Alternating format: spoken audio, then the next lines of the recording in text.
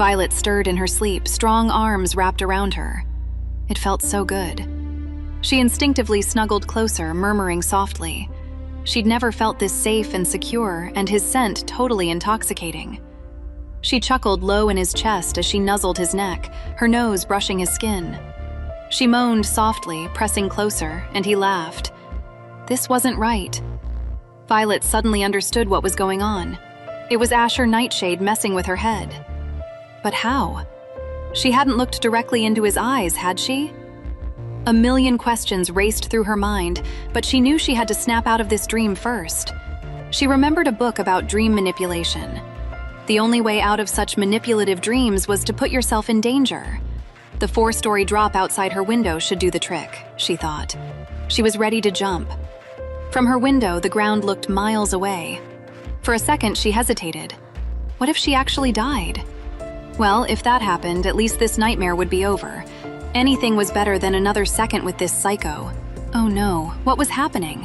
Why was she being targeted? She hadn't even done anything to get his attention. She glared at Asher, pure hatred coursing through her. This was all his fault. Furious, she stormed toward him, ready to make him pay. Other students might worship him, but she'd rather die than let him get away with this. Remembering Griffin's move, she grabbed Asher's neck. "What the hell have you done to me?" she snarled, her voice shaking with anger. Everything had happened so fast, twisting her reality and leaving her mind spinning. And then he grinned. He actually grinned, like she was some kind of entertainment. That smug, infuriating smirk made her blood boil. She tightened her grip on his neck, wanting him to know she wasn't playing games. That's when things got weird. The scene shimmered like a dream changing. This was Asher's world. He was in control, pulling all the strings. She tried to get off him, but he said, "Calm down, baby." A wave of calmness washed over her, her body relaxing against her will. Oh no, how do I get out of his manipulation, this dream? Violet wanted to freak out, to fight, but it was like all the fight had been sucked out of her. Asher adjusted, sitting up and holding Violet in his arms like they were a couple, not two people who'd just been battling for control. A blush crept up her cheeks when she realized she was sitting right on top of him. She was disgusted by this manipulative jerk, but her body wasn't playing along. It was drawn to his intense pull. She clung to what little control she had left. It wasn't hard to figure out what Asher was thinking, not with that dark, hungry look in his eyes, like he wanted to swallow her whole. They'd met only once that day, and this was the longest they'd ever talked. Yet here he was, looking at her like he'd been waiting for her forever. Violet's feelings were all tangled up, a mess of confusion. Just as she was about to say something sassy and break whatever spell he was trying to cast, Asher spoke. "You're finally here, my purple queen." "What?" Violet choked out, completely thrown. "Not again." Confusion washed over her. Asher was again talking like they'd known each other forever, but she knew they hadn't for a while.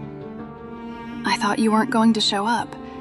You know, I was considering how to come get you. You have no idea how much work it took to bring you here, little purple." Violet was stunned. "Do I know you?" Violet finally asked, finding her voice. "Yes, my purple queen. You called, and I answered." "What?"